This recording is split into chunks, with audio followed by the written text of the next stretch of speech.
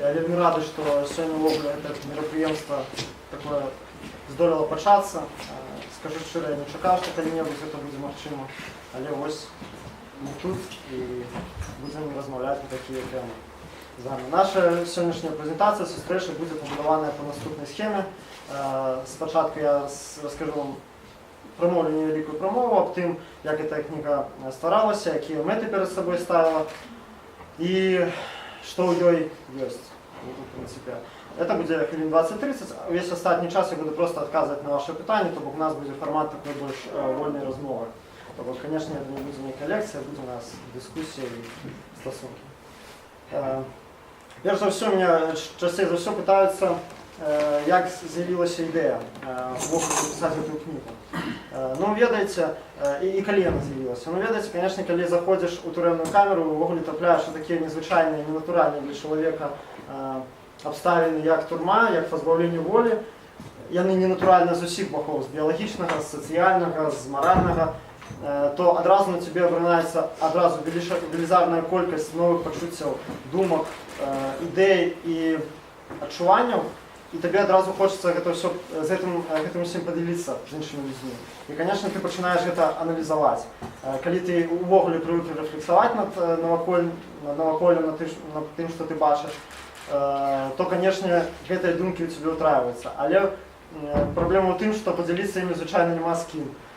Таму і застаецца неяк адпечатваць іх у сябе ў галаве, і потым надзея, што дзесьці, калісьці іх можна будзе выплеснуць на паперу і падзяліцца там з шырокім колам людзей наконт гэтага. І другі там частае пытанне, якое задаюць, калі пытаюцца пра турму, гэта пытаюцца неяк вось эти пачуцці, якія ты адчуваеш, неяк, каб ты іх распавёў, каб ты іх выказаў. І тут, конечно, стае такая дылема цікавая, што распавесці іх выказаць цалкам немагчыма. Як немагчыма, знаходзячыся тут, на свабодзе, умоўна, пачуць і адчуць тое, што адчувае чалавек у турме. Таму што гэтае пачуцце абсалютна унікальнае, іх нельга перажыць, не будучы там. Ну, магчыма, нешта падобнае могуць адчуць людзі, якія былі ў арміі ці ў псіхіятрычнай лекарні. Да, там нешта такое падобнае, але зноў жа турма гэта цалкам унікальны соцыум, цалкам унікальны, як зараз кажуць, экспірыенс. Таму, конечно, мэтай гэтай кнігі не было усіх людзей падрыхтаваць да таго, каб трапіць калісьці ў турму. І цалкам перадаць вось гэта адчуванне, бо перадаць яго цалкам немагчыма. Чаго вы не знойдзеце ў гэтай кнізе дакладна, гэта пералік усіх самых жорсткіх, пякельных турэмных жахаў, якія я сустрэў. Ведаеце, каб кніга прадавалася, ці ўвогуле там нейкі аповед набіраў лайкі ў інтэрнэце, трэба, каб як мага больш у іх было нейкай жэсці, шок, не ведаю, вантробы, кішкі, забойствы і гэтак далей, згвалтаванне. Самую, як кажуць, жэсць, яна ў кнігу гэтая не ўключана. Якраз такі таму, што ў маёй мэты не было запугаць чытача. Бо я бачу, і гэта вельмі кінулася ў вочы, калі я вызваліўся, што грамадства яно і так запужанае. Вельмі шмат жаху ў людзей у вачах, вельмі яны баяцца дзейнічаць і часам нават казаць. І калі мы сядзелі ўсе палітвязні, шмат ішло размову пра турму, і ведаеце, тое, што адбывалася ў турме, яно яшчэ ў СМІ часам ретранслявалася ў падвойнай змрочнай форме такой, і яшчэ горшым яно было насамрэч, кагосьці на ланцугу, я прыхожу, чытаю, вызваліўся ўжо, чытаю дзесьці на харце, што кагосьці там на ланцугу трымалі ў карцары, кагосьці там ледзь не згвалтавалі. То бок, конечно, гэта робяць з добрых памкненняў, то бок абмаляваць тое, што паказаць тое, што ў нас сістэма антыгуманная, але гэта прыводзіць да адваротных, да побочных эфектаў, што людзі пачынаюць баяцца да такой ступені трапіць у турму, як быць там іх тут, не ведаю, адразу заходзіш, все, адразу цябе забіваюць, гвалтуюць, саджаюць у карцер, всякія жахі сабе робяць. Таму все гэта трэш, які я бачу, большая частка яго ў гэтую кнігу не ўвайшла. Бо я вырашыў, што працягваць запужванне, якое і так ідзе ў грамадстве, не выпадае.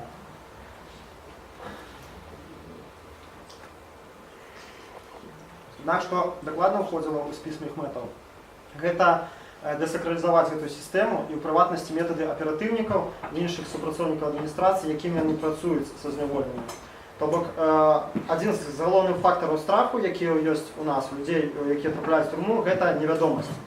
Для кожнага чалавека турма гэта тэрра інкогніта, згадзіцеся.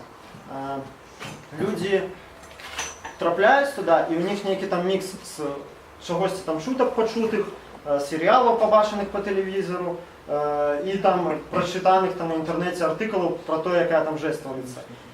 І мы ўсе глядзім на эту ментоўскую сістэму, якая ламаецца людзей, і мы не ведаем, як яна дзейнічае. Мы альбо ў лепшым выпадку ведаюць там, да, палітычныя актывісты, і тое там напалову, ведаем у самых агульных рысах. Але у них сапраўды ёсць спіс метадаў, якія яны ўздзейнічаюць, ламаюць волю людзей, і ён эфектыўны. Але мы яго не ведаем, і таму яны вакол сябе, вакол сваіх практык стварылі такую арэол такой сакральнасці і страху, асабліва КДБшнікі, да, бо гэта заўсёды была таемная структура. І яны лічаць, што яны могуць кожнага раскалоць, кожнага зламаць, і не такіх ламалі, да, вось адна з найлюбімейшых іх фраз. І моя мэта была паказаць, што насамрэч усе гэтыя метады, яны настолькі простыя, яны да такой ступені ляжаць на паверхні, яны б'юць проста па самых нізменных інстынктах чалавека. Гэта інстынкт самазахавання, інстынкт бяспекі, там жаданне добра кушаць, добра харчавацца, нежаданне трапляць у праблемы, жаданне падняць свой статус у калектыве, желанне не апынуцца на ўнізе гэтай іерархічнай сістэмы. То бок все вельмі проста. Просто гэтыя людзі іх адмыслова вучаць гэтым метадам, яны іх абкатваюць дзесяцігоддзямі, а да іх ужо стагоддзямі яны былі абкатаны, да, там охранка, НКВД і так далей. Таму яны падаюцца эфектыўнымі, але зноў жа грамадства і сучасныя палітычныя актывісты нічога аб гэтым не знаюць. Вось сарваць гэтую фіранку, паказаць, што ўсё насамрэч проста, нізменна і нічога касмічнага звышнатуральнага ў іхніх метадах няма, гэта была таксама адна з мэтаў кнігі. Яшчэ, я думаю, многія з вас сутыкаліся з тэматыкай крымінальнага свету ў фільмах, у кнігах асабліва, і заўважылі такую рэч, аб якой пісаў, дарэчы, вельмі добра Варлам Шаламаў у свой час. Гэта пэўная рамантызацыя крымінальнага свету, вось гэтай субкультуры блатных, там, нібыта Робін Гудаў. Іх рамантызацыя ў мастацтве, ў культуры, асабліва ў кнігах. Вось мы можам згадаць Віктора Гюго, да, там адвержаны, дзе там Жан Вальжан, у него там такі высакародны там злачынца. І таксама там глядзім серыялы, ну, інша там большасць выпадкаў, там бандыты, яны больш высакародныя за ментоў і вядуць себе больш, паводзяць себе больш як бы прымальна, больш по-добраму. Ну і куды не плюнь, як бы, у якую кнігу не прачытай, там добрыя бандыты, да, они там жорсткія, они там злыя, але яны ўсё ж такі ёсць у них там свая справядлівасць і сваё там пачуццё дабраты. Зноў жа, адна з мэтаў кнігі была цалкам разбіць гэтае ўяўленне. Гэта ўсё цалкам не суадносіцца з рэчаіснасцю. Гэта неправда. Любая іерархічная сістэма, яна пабудавана па прынцыпу негатыўнага адбора.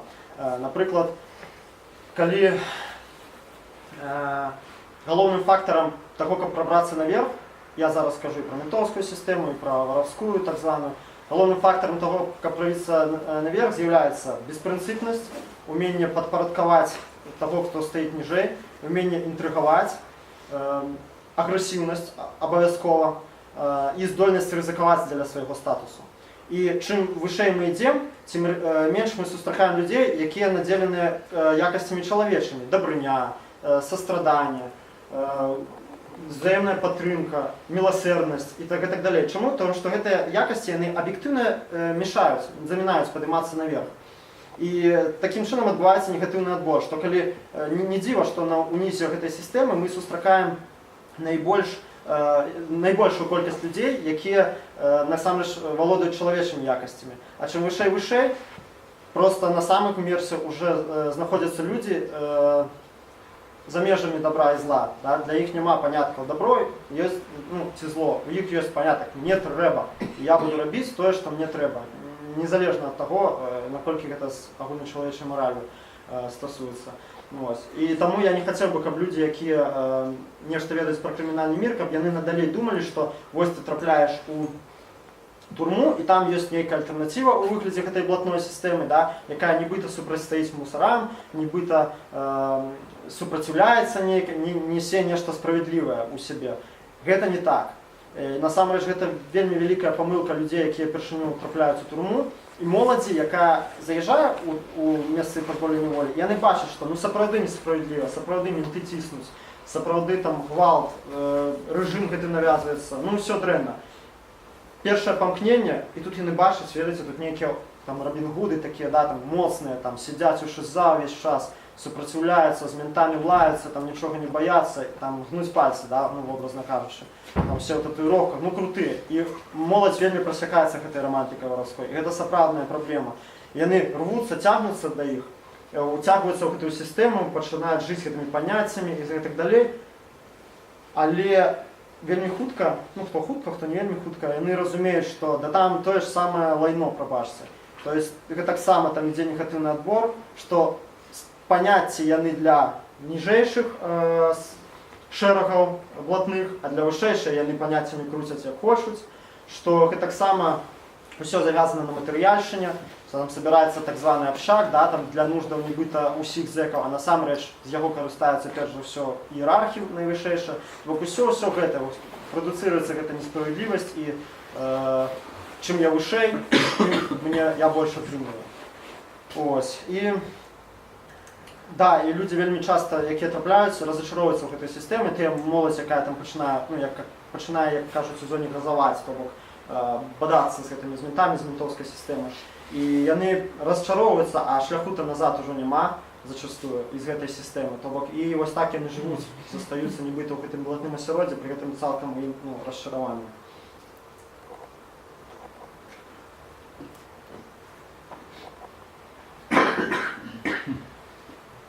Зноў жа, калі мы кажам пра турму, вельмі важна разумець, што вся гэтая турэмная сістэма, інстытут увогуле турмы, гэта толькі адзін са сродкаў падаўлення грамадства і асобы. То бок ён добра працуе толькі ў комплексе. І я гэта таксама часткова адлюстраваў у сваёй кнізе, як бы стараўся праводзіць гэта рэфрэнам, так, праз усе апавяданні, што яна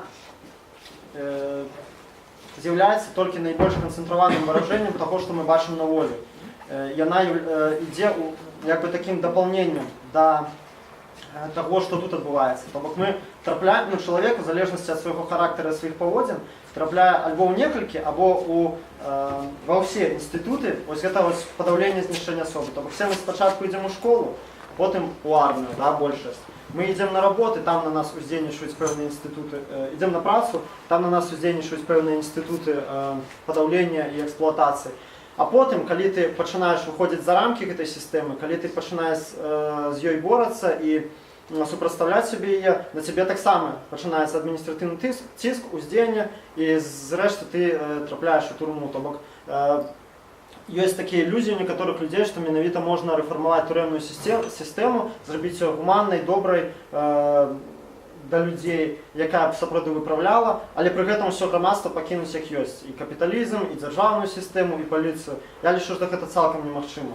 Таму што да такой ступені ўсе взаимосвязаны, гэта інстытуты прыгнёту, што ну, это просто міф. Да і людзі, якія прыходзяць у турму працаваць, напрыклад, яны ж не адкуда-то з Марсу, да, упалі, якія там б'юць людзей дубінкамі, ці там гвалтуюць, паводзяць сябе часта горш за зэкаў, якія сядзяць за злачынствы. Яны ўсе выхоўваліся ў гэтым грамадстве, значыць, яны прасякнутыя гэтымі нормамі. Таму, калі мы кажам пра рэфармаванне турмы, то нам трэба рэфармаваць радыкальным штатам ўсё астатняе грамадства. І адсюль лагічна вытекае, што суадносна з метадамі супраціву, якія рэлевантныя ў турме, абсалютна ўсе тыя ж метады, трошкі, правда, што ў іншых формах, яны рэлевантныя і на волі. То бок, паколькі гэтая ўся сістэма вольная і турэмная, яны вельмі падобныя, то бок у турме ўсё тое ж самае, толькі ў канцэнтраваным выглядзе, то суадносна я адлюстраваў таксама ў кнізе, што метады супраціву ў прынцыпе тыя ж самыя падыходзяць. І я хацеў бы, каб людзі, якія прачытаюць эту кнігу, каб яны таксама пабачылі і зразумелі, што калі ты трапляеш у турму, на гэтым жыццё не сканчаецца. Як правильно пісаў Ігор Ліневіч у адным са сваіх артыкулаў, што ты прибываеш туды не адбываць пакарання, ты прибываеш туды жыць. І ты павінен там уладкоўвацца так, як гэта проста кавалак твайго жыцця, а не нейкая тэрміновы прыпынак, да, на тваім жыццёвым шляху. І жыць ты павінен суадносна. То бок нельга быць на волі бунтаром, змагаром, там, не ведаю, суперсправядлівым там чуваком, а ты прыязджаеш у турму, і все, ты адразу стаў пакорны, пашоў там на нейкую казліную пасаду, камандаваць іншымі зэкамі, ці пашоў стучаць на іншых зэкаў, проста дзеля таго, каб хутчэй выйсці на волю. Гэта немагчыма, гэта раздваенне асобы, гэта проста вельмі непаслядоўна. Таму і я хацеў, паколькі у краіне такая сітуацыя, што палітвязні ёсць, і, на жаль, яны будуць у будучыні, да і у любой краіне яны будуць, да, то я хацеў бы, каб людзі пабачылі гэтыя метады. І яны таксама там былі пералічаныя прямо ўскосна. То бок, як у нас працуе на волі агалошванне усяго таго бязмежжа, якое робіцца. І таксама яно працуе ў турме, бо ўсе каты, усе злачынцы, я маю ў маральным плане злачынцы, а не ў правовым, усе злыдні, людзі, якія хочуць зрабіць зло іншаму, яны баяцца агалоскі. Яны хочуць усе, ніхто не робіць злыя справы на відавоку, да, там публічна. Яны ўсе хочуць зрабіць уціху, і каб аб гэтым ніхто не ведаў. Мы гэта бачым там, напрыклад, ментовскага беспредела на волі, да, я думаю, у Беларусі на слуху ўсе гэтыя апошнія выпадкі. Тое ж самае ў турме. Яны да такой ступені баяцца гэтай агалоскі, што, пры тым, каб вы ведалі, у кожнай, у правілах унутранага распарадка, у крымінальным выканаўчым кодексе напісана, што кожны асуджаны мае права звяртацца са скаргамі і там у любыя установы куды заўгодна. І гэта правіла да такой ступені папіраецца проста ў наглую, што мне даходзіла да таго, што на горках, это апошняя калонія, дзе я сидзеў ПК-9, я пісаў скаргі і проста у прысутнасці начальніка атрада закидываў іх у скрыню, казаў: вось, глядзіце, я закидываю, паглядзіце, калі ласка, щоб яна не згубілася. Да, добра. Раз 2 тыдні, потым я даведаю, што яна нікуды не прыйшла, гэтая скарга. Раз 2 ці 3 тыдні стаю перад начальнікам калоніі і кажу: а вось я тут скаргу адпраўляў, дзе яна? Яна павінен быць выходящий номер запісаны і все астатняе. Ён мне наглую кажа, што мы не ведаем, мы разберемся. Праз тыдзень я его опять бачу, я скажу: ну што, вы разобрались? Не ведаем, мы разберемся. То бок яны просто беруць іх, выкидываюць у сметніцу. Яны нават баяцца, это тут нічога радикальнага няма, нічога супраць закона, яны нават гэтага баяцца. І калі вы такія ўсе законныя, калі вы дзейнічаеце цалкам там па прававых нормах, чаго вы тады баіцеся? І гэта, то бок, як бачыце, працуе паўсюль. Як у турме, так і на волі працуе прынцып ніколі ні ў якім выпадку не паддавацца страху. І калі ты дапусціш гэты страх у сябе, то з табой можна рабіць усё, што заўгодна. Ведаеце, калі мы пачнем з гісторыі, якая у нас пачалася ў 2010 годзе, то мы бачым, што людзі, якія нас агаварылі, мяне і 2 іншых хлопцаў, якія паспрыялі нашаму траплянню ў турму, яны гэта зрабілі не таму, што яны вельмі злыя, беспрынцыпныя, ці там яны нам адмыслова зла жадалі. Не, яны гэта зрабілі за свайго страху, за слабасці. Яны дазволілі гэтаму страху вайці ў сябе і зрабілі тое, што яны ў нармальным стане бы не зрабілі. Яны цалкам усведамлялі подласць сваіх паступкаў, але ўсё адно рабілі яны гэта. І тое ж самае і на волі. Паглядзіце, чаму мы зараз не маем 100 000 чалавек, які б выйшлі на плошадь супраць Лукашэнкі. Не таму, што у нас у стране не набярэцца 100 000 чалавек, якія б не любілі Лукашэнку. Да, конечно, не набярэцца. Людзі не ідуць таму, што яны баяцца. То бок, як у турме, як і на волі, страх – галоўны інструмент утрымання людзей пад кантролем. Яшчэ таксама іншы момант, пра гэта я ўжо закранаў у пачатку, што ідзе падчас знаходжання чалавека ў турме вельмі моцная спекуляцыя на ягоных базавых патрэбах. Гэта проста, напрыклад, патрэба есці. Калі ты з'яўляешся так званым злосным парушальнікам парадку адбывання наказання, ёсць такая абрэвіатура ЗНУПОН, злосны нарушитель установленого порядка адбывання наказання. Вось. Калі ты з'яўляешся з лупоном, то табе абмяжоўваюць адмыслова перадачы, свіданкі і колькасць ежы, якую ты можаш набыць у атаварцы, у ларку турэмным. Ну, всім зразумела, што з турэмнага палажнікова, як кажуць пайка, жыць вельмі складана. Ён вельмі малы, а калі малы, то калі дастатковую колькасць, ён не каларыйны, не смачны. Ну, любому чалавеку хочацца хаця б раз на тыдзень, там, не ведаю, шакаладку з'есці, да? Ці там хоць ледзянец нейкі закінуць. Калі ты парушаеш правілы, калі ты бадаешся з ментамі, ты гэтага не атрымаеш. І такім чынам ідзе проста спекуляцыя. То бок ад табе патрабуюць добрых паводзінаў, каб ты быў сыты. І задавальняў свае астатнія базавыя патрэбы. Напрыклад, такая патрэба, як у, не ведаю, тое, да чаго мы ўсе прывыклі, гэта спаць у мяккім цёплым ложку. Калі ты змагаешся з сістэмай, калі ты супрацьстаяшся, ты гэтага не атрымаеш. Ты будзеш спаць на дошках, у шыза, у штрафным изолятары. То бок ідзе спекуляцыя на базу. І не трэба вельмі старацца, каб перанесці гэта ўсё на вольную сітуацыю. Гэтак сама ж. Выходзіш, выступаеш, адпраўляйся у ІВС на 15 сутак, спі, калі ласка, на дошках. Ты пазбавішся там дамашняй ежы, спакою, камфорту і ўсяго астатняга, да чаго ты прывык. Выступаеш, змагаешся там за свае правы на працоўным месцы, ідзі нафіг з працы і жыві за што хочаш. Вось учора ты мог там з'есці піцу ў піцэрыі, завтра ты будзеш есць ролтон, таму што ў цябе няма грошай. І чалавек гэта разумее. І менавіта гэта адна з прычын, чаму ён не бунтуе, да, не выходзіць на плошчу.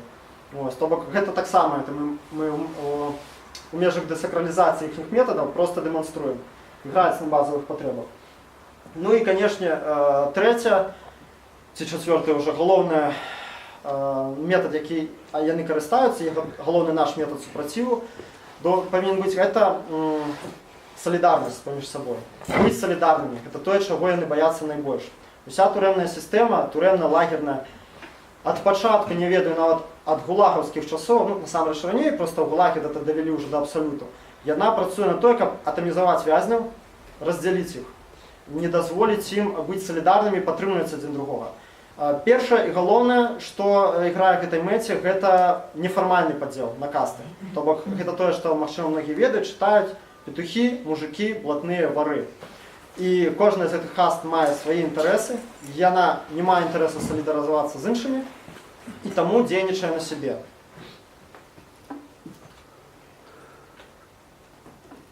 Але гэта стратыфікацыя ідзе далей. Акрамя нефармальных каст існуюць яшчэ і фармальныя. То бок цалкам фармальна асуджаныя падзяляюцца на гаспадарчую абслугу, казлоў так званых, і ўсіх астатніх. Гаспадарчая абслуга, сваю чаргу, таксама іх там стратыфікацыя свая. То бок мы бачым адразу некалькі іерархій, некалькі вось гэтых прыгнётаў, да, якія паміж сабой уступаюць у ўзаемадзеянне. Больш за тое, далей ідзе ўсё на індывідуальным узроўні. Напрыклад, калі ты можаш сам нічога не рабіць, але калі ты проста, ось практыка проста з калоніі, як ёсць. Ты выйшаў з штрафнога ізалятара, існуе такая арыштанцкая традыцыя. Чалавек, які выйшаў з штрафнога ізалятара, ён пакутваў, яму там было дрэнна, сустрэць яго гарбатай. Сустрэць гарбатай, падламіць там шакаладку, папіць, запытацца як ён, даць там яму, не ведаю, шкарпэткі новыя, там, і ўсё астатняе, то бок, што яму патрэбна. Ну, праявіць нейкую заботу, да, маральную і матэрыяльную. Ужо ў зонах дайшлі да таго, што чалавек выходзіць з ізалятара, ты падыходзіш да яго з кубкам гарбаты, і ты едзеш у шыза сам, 10 сутак. То бок, да такой ступені яны капаюць пад салідарнасць, што нават такія яе праявы, да, бескрыўдныя. Ты ж не бегаў з ім, не ламаў там нічога, не біў ментоў разам, да? Проста ты падышоў пабіць ім гарбаты пасля такой. Яно трактуецца афіцыяльна як падтрымка вараўскіх традыцый. Ось. І прыкладам можна мільён прывесці, калі працуюць на атамізацыю. Зноў жа, а мы павінны отодвигать на чалавек, які хоча супраціўляцца, калі хоча нечага дабіцца нейкай справядлівасці ў турме, больш за тое падаць прыклад астатнім, ён павінен гэта адсоўваць на другі план. І памятаць, што акрамя вось гэтай матэрыяльшчыны, да, там фізічных патрэб, ёсць нешта больш важнае, больш галоўнае, стратэгічнае. Да, зараз я магу выйграць, я прамаўчу, калі б'юць кагосьці, я не паеду ў шыза, окей. І я там застануся са сваёй перадачкай, са сваёй свіданкай. Але калі я ўсё ж таки гэта зраблю, я раблю такі задзел на будучыню. Уже наступны раз менты падумаюць, трэба біць гэтага чалавека ці не. Ну, гэта такі самы просты прыклад. І менты, зразумела, робяць все, каб мы думалі пра сіюмінутнае, пра матэрыяльнае, а не пра гэта. Але мы мусім пра гэта памятаць. І як вы можаце бачыць, тое ж самае абсалютна на волі. Окей, я не пайду сёння там ні на плошчу, ні на пратэст, нікуды застануся са сваёй працай, нікуды не сяду ні на суткі, не аштрафуюць мяне. Але в будучыні дыктатура будзе ўзмацняцца, гайкі будуць закручвацца, то бок я прайгрываю стратэгічным плане. І менты у турме і улада на волі, яны ўсе робяць то, каб мы думалі адным днём і сваімі базавымі матэрыяльнымі патрэбамі. І я лічу, што ў сілах кожнага з нас гэта ўсё перабароць, бо мы не жывёлы, мы людзі, у нас ёсць розум, у нас ёсць састраданне, умение падтрымліваць адзін аднаго, здольнасці нейкія да эмпатіі да іншых людзей. І таму, канешне, мы можам і мы абавязаны гэта ўсё пераламіць, калі мы хочам жыць на свабодзе. І ўсё.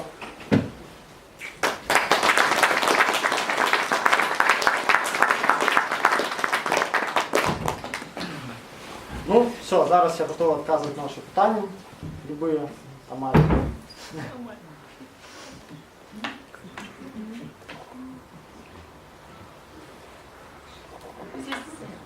Я так разумею, что, конечно, занотовував там ще тобі був турнір.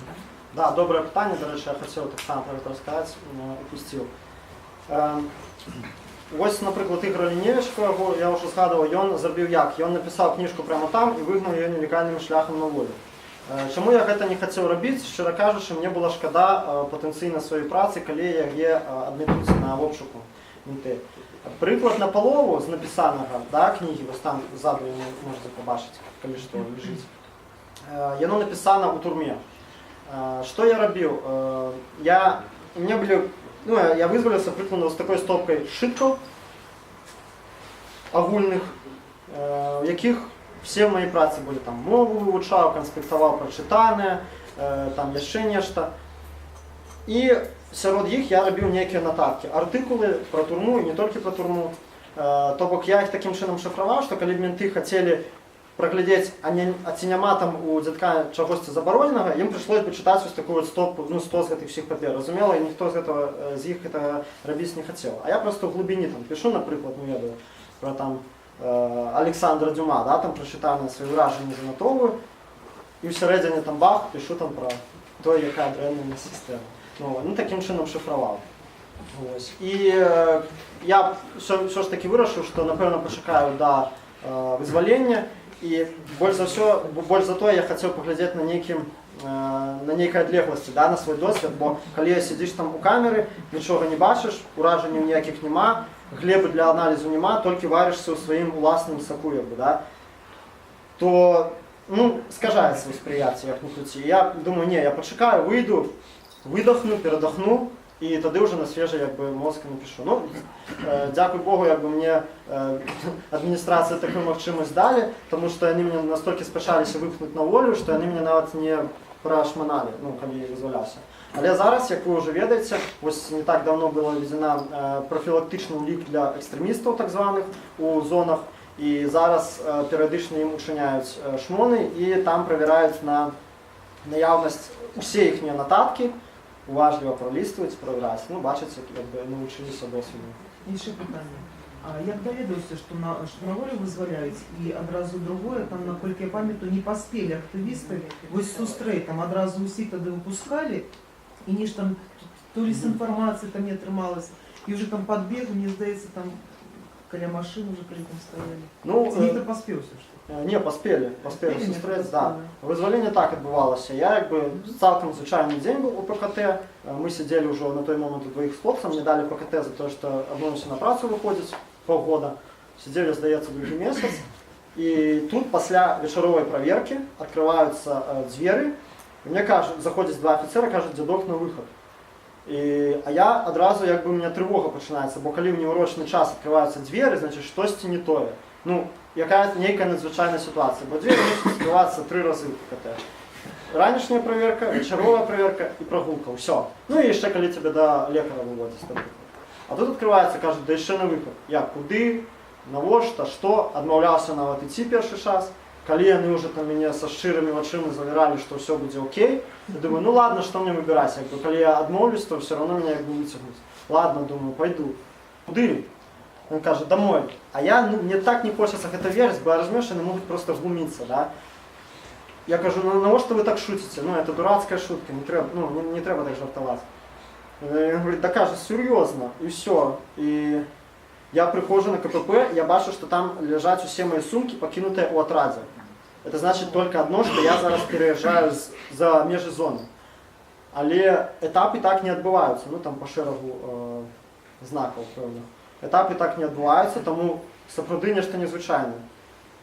І тут я бачу, там ён кліча яшчэ аднаго козла, кажа, бяры яго сумки, бо я сам не мог их унесці. И подводит меня, и я вижу, что меня ведут на выход из зоны.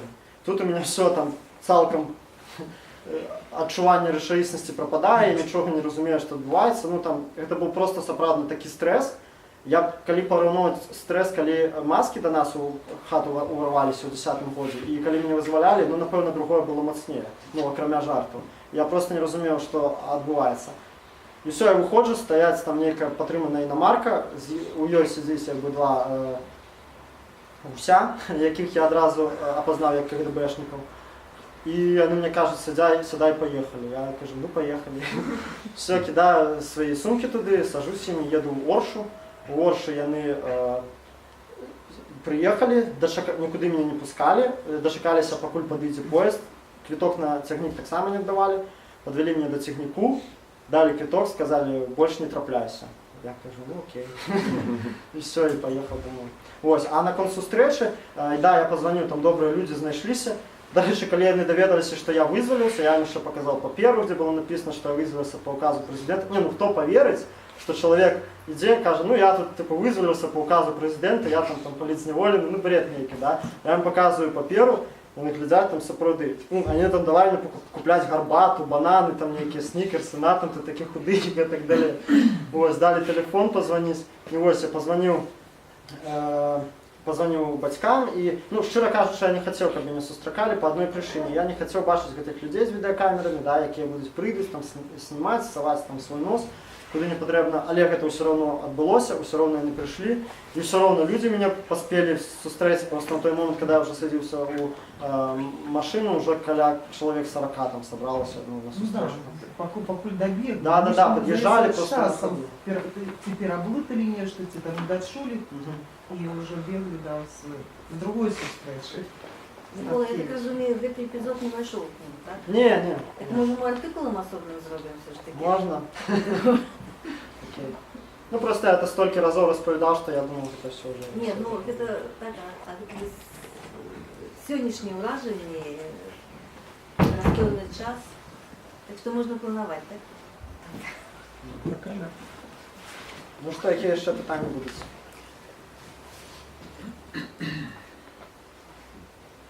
Ну, нет, Можно ли, нет, ось там. можно ли говорить о том, что эта книга только начало?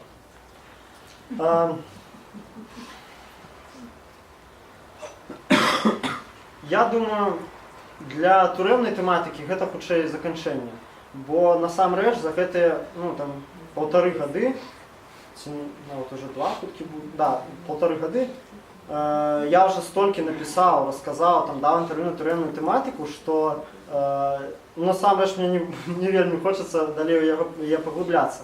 Ну, хотя з одного боку разумею, что это важно, и поколькі я все ж таки сидел 5 год, я разумею, что у меня все астатняе жыццё будет про гэта пытаться, и я мушу гэта рассказывать, як бы мне не хотелось, бо это важно. Раз уж я там побыл, то это мой долг моральный, все это поднимается, снова рассказывать. Але ёсць шмат іншых тэм, якія я хацеў бы паглубіцца, паліталагічныя. Перш за ўсё, рыхтуецца одна кніга, калі я не буду нават казаць ёй тэматыку, просто заінтрыгую трошки, што магчыма напрыканцы года яны тэкст уже будзе гатовы. Вось, я хацеў бы ўсё ж такі ў нейкіх іншых сферах працягваць развівацца, але ўсё ж такі, конечно, гэта досвед атрыманы мной, ён працягне дзесьці ўспливаць. у размовах, у ацэнках, у параўнаннях, то бок, але менавіта на турэмную тэму не ведаю. Магчыма, калі ў мяне будзе мільён там вольнага часу, то я напишу сапраўды уже як дзённік ад пачатку і до канца, што там са мной адбывалася. І сапраўды войдуць нейкія там ужо жахі, да, там, якія я тут не пісаў, нейкія проста смешныя выпадкі, характэрныя, паказальныя, да? Але гэта адбудзецца толькі калі мне вельмі шмат часу. У меня два небольших взаимосвязанных вопроса. Вот первый, вот не кажется ли вам, что было некоторым лицемерием то, что белорусские правозащитные организации признали Грицкау, да, анархистов политическими политзаключенными, поскольку, ну да, явно, что они получают определенные деньги для продвижения определенных идеологических интересов, и в общем и целом, ну, этот сам дискурс прав человека, то есть, и откуда он исходит, да, в тех странах, там, США, да, то есть, на самом деле, ну, там, как бы, радикальных протестующих сами правительства стран, да, то есть, репрессируют, то есть, и даже мирных вот, в последнее время, да, там, были акции против полицейского насилия, там, в Нью-Йорке, вот, и, в общем и целом, что это было своеобразное лицемерие, ну, вот, ну, и второй взаимосвязанный вопрос. Вот, я знаю, что сейчас вы учите ИГУ, но это тоже учится в ИГУ. Вот, я знаю, что ректор ИГУ, он сам крайне праволиберальных взглядов. Ну, в общем, сам проект ИГУ был основан, да, для включения Беларуси в мировой капитализм, да. Вот, и, ну, и лично у меня там, как радикала, были очень плохие отношения, то есть именно идеологические, да, то есть и вот, ну, как вот, ну, ваш опыт тоже учебы в таком очень либеральном. Ну, пачну тады з першага пытання. Так, гэта можна назваць крывадушам, тое, што за нас упісаліся там сенатары США, там ледзь не Ангела Меркель, все гэтыя дыпламаты, але мы жывем у палітычным свеце, таму тое, што называецца крывадушам сярод звычайных людзей, у палітыцы гэта называецца палітычнай метазгоднасцю.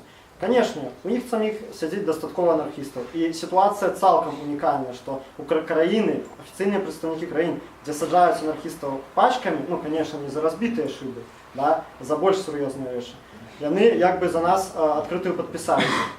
Гэта проста такі унікальны збег абставін, які адбыўся ў нас у краіне. Это по першаму пытанню. Што наконт ІГУ, ну, я шчыра кажучы, нават ніколі не цікавіўся, якіх палітычных поглядаў мой рэктар, і гэта ніяк не ўплывае на мой навучальны працэс, на тое, што мне там дазволена рабіць, што не дазволена. Я ўжо правадзіў там аналагічную сустрэчу пасля вызвалення, притом не па сваёй ініцыятыве, па ініцыятыве студэнцкага прадстаўніцтва, адкрыта казаў там аб сваіх поглядах, што я анархіст і гэтак далей. І таму ніякага такого ціску я не адчуваю, а тое, што просто не зусім разумею, чаму ягоныя палітычныя погляды павінны турбавацца. В развитии этого я хотел бы уточнить все-таки один вопрос и мнение. Вот тут сказано, что лицемерие, как я понял, со стороны правозащитных организаций в признании вас политзаключенным. Так возникает вопрос к вам. Так вы считаете лицемерием со стороны правозащитных организаций то, что они признали вас политзаключенными, и считаете ли вы себя политзаключенным? Ведаеце, я не хацеў бы зараз кагосьці абвінавачваць, тых жа праваабаронцаў у крывадушы ці што тактычна палітычных заключоных. Я вам скажу зараз свое асаблівае вызначэнне палітычных заключоных. Любы чалавек, які сядзіць за палітычныя погляды ці палітычныя дзеянні, гэта палітычны зняволены. Будь то нацыст, які там забіў, там не ведаю, іншаземца, будь то ліберал, які за тое, што стаяў з плакатамі, якім дадзім, будь то анархіст, якія там за акцыі негвалтоўнасці, усе яны палітычна зняволены, бо яны зняволеныя за палітыку. Іншая справа, ці усе яны вартыя грамадскай падтрымкі, бо калі у чалавека выразна чалавека-ненавісніцкія погляды, ну якая можа быць яму падтрымка, да? Это маё вызначэнне, маё меркаванне. І я бы не сказаў, што ў гэтай всей гісторыі гэта палітычныя праваабарончыя арганізацыі праявілі некае крывадуша. Так, была з іх боку нейкая, я адчуваў гэта ў лістах, у навінах, за якімі я сядзеў, нейкае ваганне, нейкае недастатковае разуменне моманту, да, як мы зараз бачым з Андрэем Батарэнка, каб яго прызналі палітзняволеным, і ўвогуле яго яшчэ не прызналі, сказалі, што прызнаюць. Патрэбілася, каб яго раскруцілі па 411 артыкуле, і зараз ужо вось гатовыя выносіць прысуд. Ну, гэта таксама неправільна. Але ў цэлым я лічу, што я не хачу зараз сказаць пра ўсе праваабарончыя арганізацыі, бо існуюць такія організації як платформа, да, які, на моє міркування, виразно просто працюють на владу після посадки їхніх лідерів. Такі організації, як «Весна», вела себе досить послідовно, хоч і не завсюди, щиро кажучи, але у агульним, ну, я задоволений, як вони нас підтримували і, звісно, вельми їм вдячний.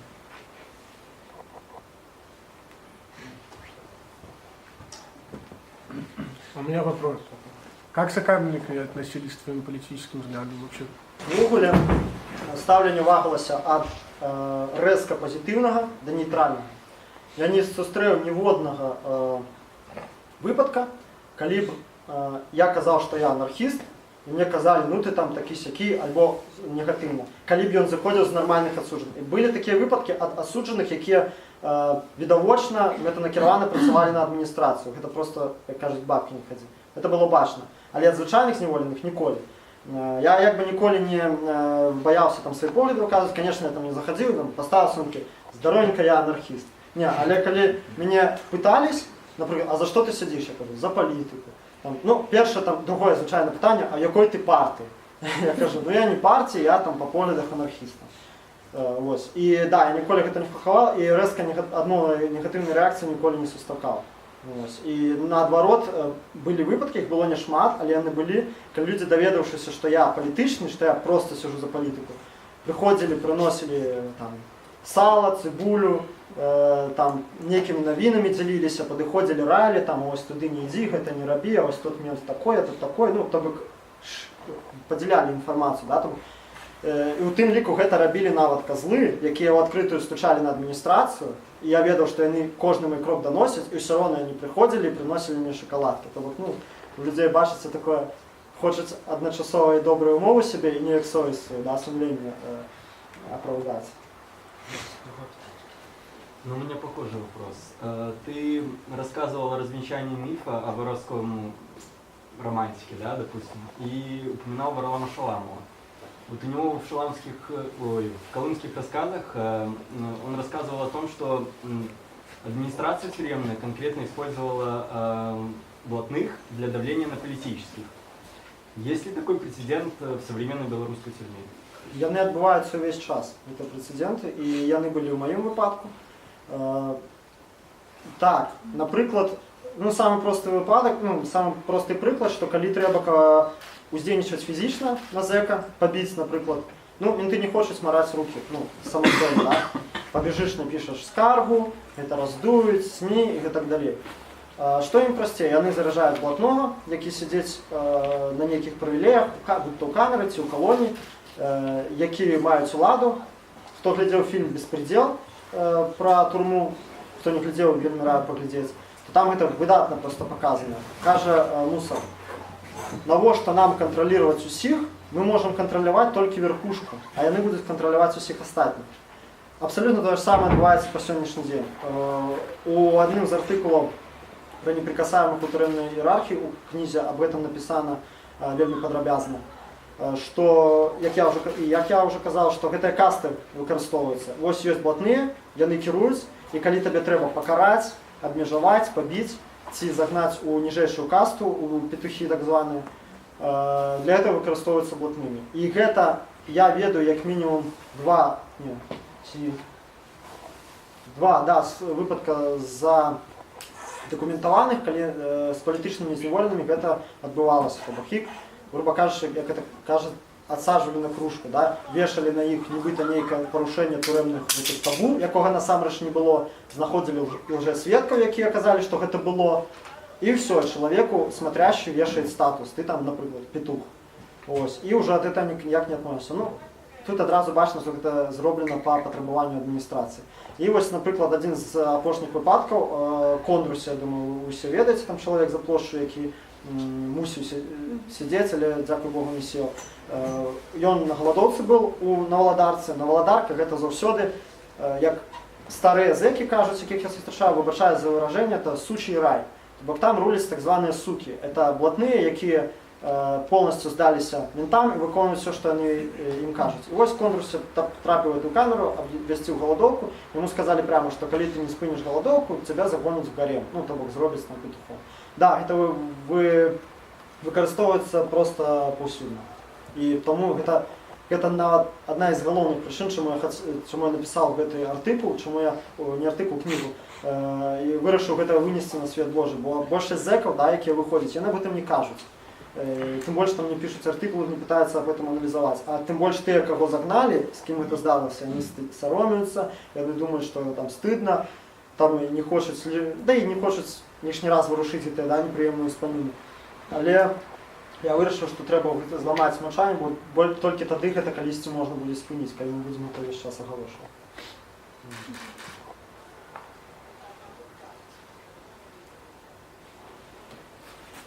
Ну, яшчэ, можа, пытанне ёсць. А рисунки в книге твои? Не, малюнкі не маі, гэта рабіла дзяўчына валанцёрка. Дзякую. Можа, она тут ёсць. Не ведаю.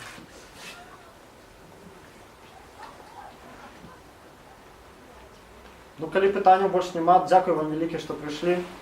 Спасибо.